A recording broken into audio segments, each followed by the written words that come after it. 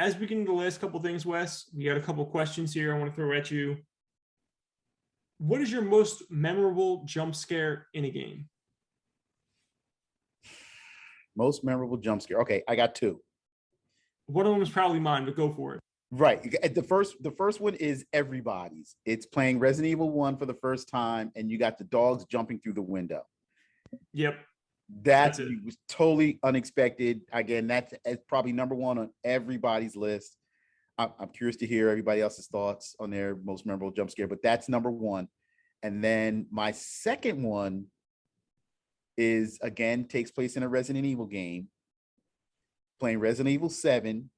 After you fight the mother and you knock her out in that hole in that pit, and as I'm running up the stairs, she jumps out of nowhere. That literally made me throw my controller. So yes, those are my two most memorable jump scares, because I will never forget how I felt in those two instances. Yeah, mine were very similar. I mean, the first one I talked about earlier, which was Condemned, when you look over the staircase, so I'm not going to talk about that anymore. Obviously, the first one, Resident Evil, the dog jumping through the window. I was a kid at that time. I didn't have a PlayStation 1 at that time. I did get one shortly after that. But being at his house, it was late at night. We had like the lights turned off, playing Resident Evil, and that dog jumped through the thing. And I think he already played it. I think he like knew it was coming. He just wanted to scare me. And I was like, holy shit. Like, I was never scared from a video game like that before. So that's, that embedded itself into my brain still to this day. Yeah, oh yeah. When that happened, I turned my system off and I was like, okay, I can't play this anymore. Would you say one of these Resident Evil games is the scariest game that you ever played, or do you have something else on that agenda? No, I think my scariest game I've ever played was for the PlayStation 1, and it's the original Silent Hill. Really? Yes. Because I hear that a lot of people think Silent Hill 2 is like way at least better than the first one. Is it's not as scary in the second one, or like, what do you think? The first, you know what, the second one was, again, it's leaps and bounds better than the first. Story's great, graphics are great. You get Pyramid Head, you get the mannequin legs, the nurses, all that other crazy stuff.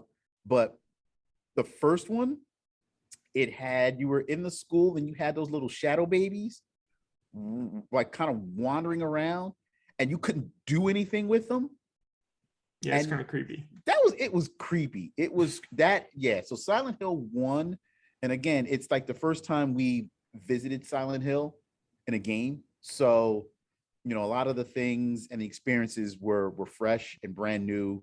So yeah, Silent Hill 1 is probably my most scariest game I've ever played. What's yours?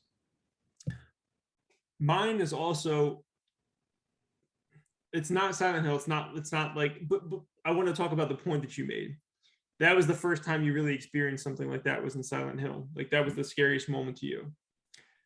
For me, there was like two times when I was like super, super scared. One was that when that dog jumped through that I just mentioned a moment ago about Resident Evil, of course.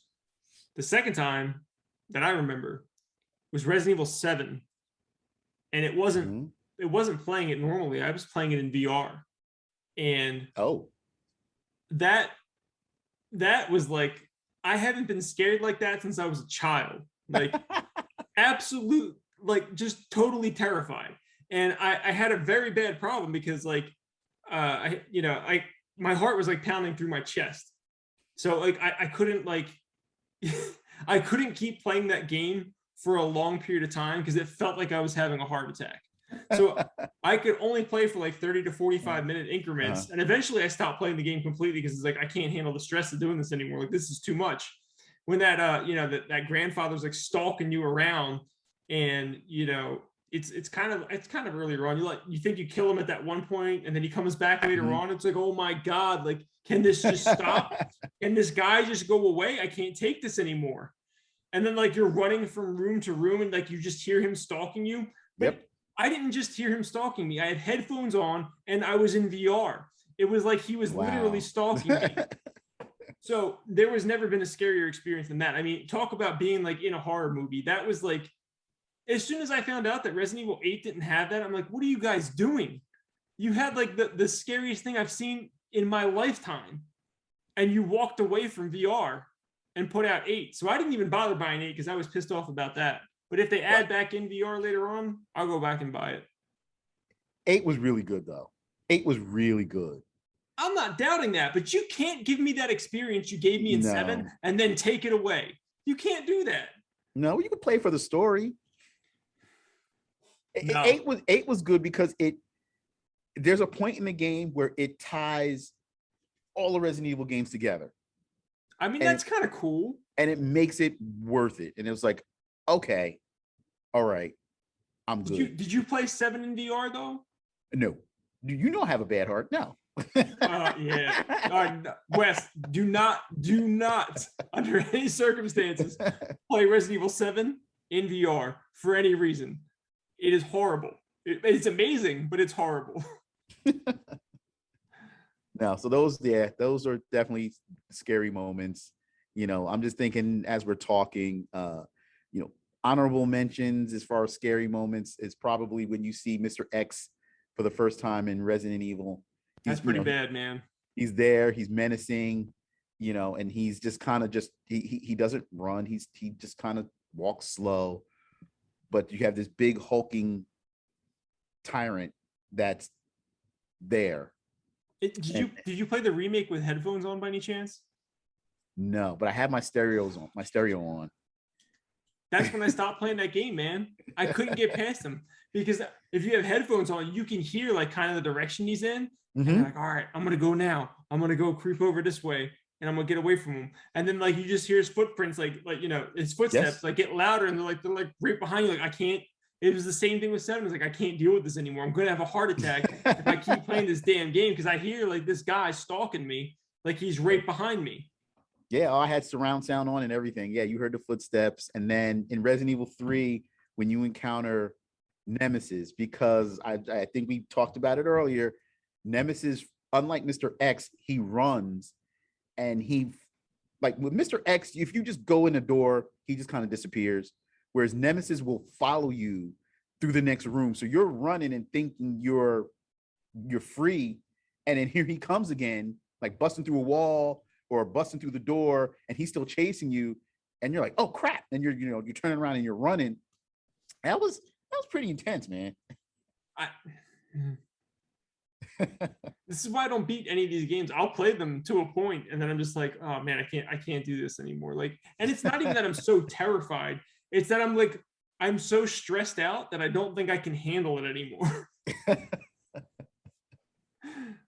Oh man, I'm really curious to hear everybody else's thoughts on like their horror game experiences, like what their favorite titles are, and so hopefully people comment and please include that in there. I'm dying to read them. Yeah, so definitely leave a comment over there on YouTube. You guys can also leave comments on our Twitter, Facebook, Instagram, TikTok. We're up on all those things. Make sure you guys check us out over there. Please support us over on Patreon, patreon.com/nerdenthusiasts. And make sure you guys are following Wes. Wes, where can people follow you? You can follow me at Level Up, Wes at levelupentertainment.com, or you can follow me on Instagram at Grendel5XBX. There you go. If you guys want to follow me, my personal stuff is at FromNJ2CA. So from NJ2CA over on Twitter. The main account's over at Nerd Enthusiasts. If you guys want to follow us there. Thank you for checking out the show. We hope you enjoyed our N64/horror podcast. And who knows what we'll do next month. So make sure you stay tuned. Surprise. You guys take care. Have a good one, everybody.